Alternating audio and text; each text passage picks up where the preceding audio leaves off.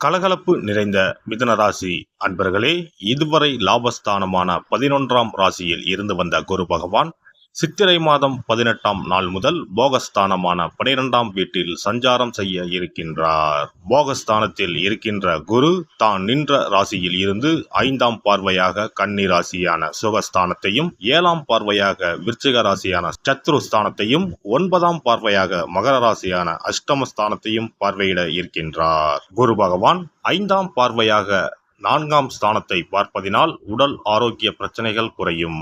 புதிய வீடு மற்றும் மனை வாங்குவது சார்ந்த எண்ணங்கள் கைகூடி வரும். சொகுசு வாகனங்களை வாங்கி மகிழ்வீர்கள். பயணம் சார்ந்த எண்ணங்கள் சாதகமாக அமையும். உறவினர்களின் வழியில் சுப செய்திகளும் மகிழ்ச்சியான தருணங்களும் ஏற்படும். குரு பகவான் 7ஆம் பார்வையாக 6ஆம் ஸ்தானத்தை பார்ப்பதினால் எதிராக இருந்தவர்கள் பற்றிய புரிதல்கள் ஏற்படும். செயல்பாடுகளில் துரிதம் உண்டாகும். கால்நடை பணிகளில் ஒருவிதமான ஈர்ப்புகள் ஏற்படும்.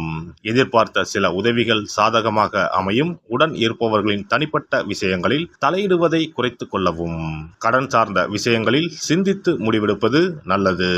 குரு 9ஆம் பார்வையாக 8ஆம் ஸ்தானத்தை பார்ப்பதினால் சிந்தனைகளில் சற்று கவனம் வேண்டும். மனதிற்கு பிடிக்காத சில விஷயங்களை செய்வதற்கான சூழல் உண்டாகும்.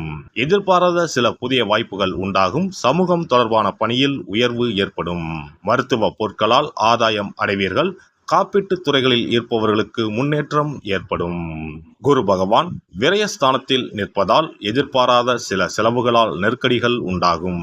சுபகாரிய விஷயங்களில் பொறுமை வேண்டும். கணவன் மனைவிக்கு இடையே வாக்குவாதங்கள் ஏற்பட்டு நீங்கும். வியாபாரம் நிமித்தமான வளர்ச்சிகள் அதிகரிக்கும். சகோதரர்களின் வழியில் அனுசரித்து செல்லவும். மனதில் நினைத்த பணிகளை முடிப்பதில் புதிய அனுபவம் கிடைக்கும். அரசு காரியங்களில் எதிர்பார்த்த சில பணிகள் தாமதத்திற்கு பின்பு நிறைவேறும். உடல் ஆரோக்கியத்தில் ஏற்ற இறக்கமான சூழல் ஏற்படும். குரு பகவான் கிருத்திகை நட்சத்திரத்தில் சஞ்சரிக்கும் போது நினைத்த பணிகளை செய்து முடிப்பதில் அலைச்சல்கள் ஏற்படும். உடல் ஆரோக்கியத்தில் ஏற்ற இறக்கம் உண்டாகும். உடன் பிறந்தவர்களிடத்தில் கருத்து வேறுபாடுகள் ஏற்படும். வியாபாரத்தில் முதலீடு தொடர்பான விஷயங்களில் சற்று கவனத்தோடு இருப்பது நல்லது. உத்தியோகத்தில் திருப்தியற்ற சூழல் உண்டாகும். குரு பகவான் ரோகிணி நட்சத்திரத்தில் சஞ்சரிக்கும் போது கணவன் மனைவிக்கிடையே கருத்து வேறுபாடுகள் ஏற்படலாம். பண விஷயத்தில் மற்றவர்களை நம்பி செயல்படுவதை தவிர்ப்பது நல்லது. ஜாமீன் தொடர்பான செயல்களில் ஈடுபடாமல் இருப்பது மன அமைதியை கொடுக்கும். மற்றவர்களின் தனிப்பட்ட விஷயங்களில் கருத்துக்கள் கூறுவதை தவிர்க்கவும். வியாபாரத்தில் சிறு சிறு மந்தநிலையும் தேக்கமும் ஏற்படும். வெளியூர் பயணங்களால் கையிருப்புகள் குறையும். கல்வி தொடர்பான விஷயங்களில் ஆர்வமின்மை உண்டாகும்.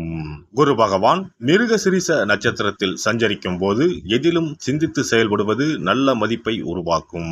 நெருக்கமானவர்களிடத்தில் புரிதல் அதிகரிக்கும். நினைத்த செயல்களை செய்வதில் செயல்களின் தன்மை அறிந்து முடிவெடுப்பது நல்லது. உடல் ஆரோக்கியம் தொடர்பான விரயங்கள் ஏற்படும். வியாபார பணிகளில் எதிர்பார்த்த லாபம் கிடைப்பதில் தாமதம் உண்டாகும். நண்பர்களுடன் வெளியூர் பயணங்கள் சென்று வருவீர்கள். குரு பகவானின் வக்கரகால சஞ்சாரத்தின் போது வரவுகளில் இருந்து வந்த நெருக்கடிகள் குறையும்.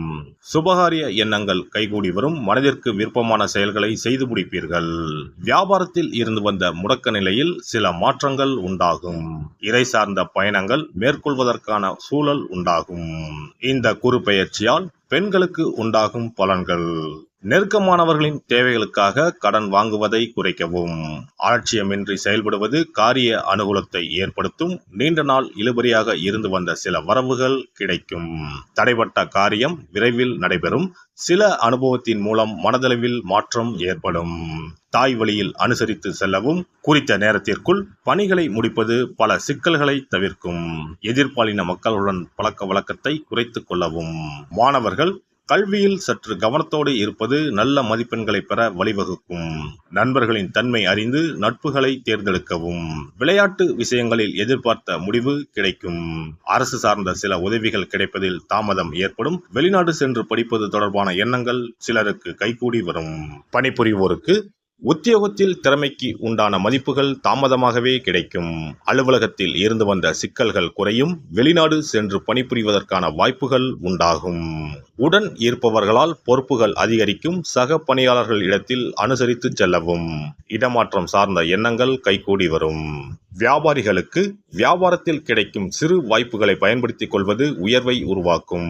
கூட்டாளிகள் இடத்தில் சூழ்நிலை அறிந்து கருத்துக்களை பகிர்ந்து கொள்ளவும். வியாபாரத்தில் இருந்து வந்த மந்த நிலைகள் மாறும். புதிய முதலீடுகளில் சிந்தித்து செயல்படுவது நல்லது. எதிர்பாராத சில பயணங்களால் அலைச்சல்கள் ஏற்படும். உறவினர்களின் வழியில் எதிர்பார்த்த சில உதவிகள் கிடைக்கும். நம்பிக்கையானவர்கள் பற்றிய புரிதல் அதிகரிக்கும். வழக்கு தொடர்பான விஷயங்களில் பொறுமையோடு செயல்படவும். கலைத்துறையில் இருப்பவர்கள் எதிர்காலம் சார்ந்து தெளிவான சில முடிவுகளை எடுப்பீர்கள். புதுமையான படைப்புகளுக்கு ஆதரவான சூழல் உண்டாகும். அரசு வழியில் மதிப்புகள் உயரும். சாமர்த்தியமாக செயல்பட்டு பழைய பிரச்சனைகளை தீர்ப்பீர்கள். அரசியல்வாதிகளை பொறுத்தவரை எதிர்பார்த்த பொறுப்புகள் கிடைப்பதில் சிரமங்களும் சிறு சிறு விரயங்களும் ஏற்படும். உடன் ஈர்ப்பவர்களிடம் தனிப்பட்ட விஷயங்கள் பகிர்வதை தவிர்க்கவும். நடைபெற இருக்கின்ற குரு பெயர்ச்சியால் பயணங்களால் அனுகூலங்களும் எதிர்பார்த்த சில உதவிகளும் பல நாள் பிரச்சனைகளுக்கு தீர்வுகளும் ஏற்படும். உடன் ஈர்ப்பவர்களின் தனிப்பட்ட விஷயங்களில் கருத்துக்கள் கூறுவதையும் அதிக உரிமை கொள்வதையும் குறைத்துக் கொள்வது நல்லது. செவ்வாய் கிழமைகளில் வராகி அம்மனுக்கு நெய் தீபம் ஏற்றி வணங்கி வர காரிய அனுகூலமும் வெற்றியும் கிடைக்கும். இந்த குரு பெயர்ச்சியை பொறுத்தவரை மிதுனராசி அன்பர்களுக்கு திட்டமிட்டு செயல்பட்டால் நெருக்கடிகள் குறையும். அதே சமயம் மன நிம்மதியும் ஏற்படும். குரு பெயர்ச்சிக்கான சிறப்பு பரிகாரம். வியாழக்கிழமை விரதம் இருக்கும் முறை. வியாழக்கிழமை அன்று அதிகாலையில் எழுந்து குளித்து மஞ்சள் நிற ஆடை அணிந்து விரதம் இருக்க வேண்டும். அருகிலுள்ள கோவிலின் நவகிரக சன்னதிக்கு சென்று குரு பகவானுக்கு சந்தனம், மஞ்சள் போன்றவற்றை கொண்டு அபிஷேகம் செய்ய வேண்டும். பிறகு குங்குமப்பூ கலந்த பசும்பாலை கொண்டு குரு பகவானுக்கு அபிஷேகம் செய்து வழிபட வேண்டும். மஞ்சள் நிற பூக்கள் சாற்றி மஞ்சள் நிற இனிப்புகளை நைவேத்தியம் செய்து வழிபட வேண்டும். குரு பகவானுக்குரிய தானியமான கொண்டை கடலையை நைவேத்தியமாகவோ அல்லது கொண்டை கடலையில் மாலை கட்டியோ அணிவிக்கலாம். மாலை நேரத்தில் மஞ்சள் நிற இனிப்புகள், ஆடைகள் போன்றவற்றை வறுமை நிலையில் இருப்பவர்களுக்கு தானம் அளிப்பது நல்லது.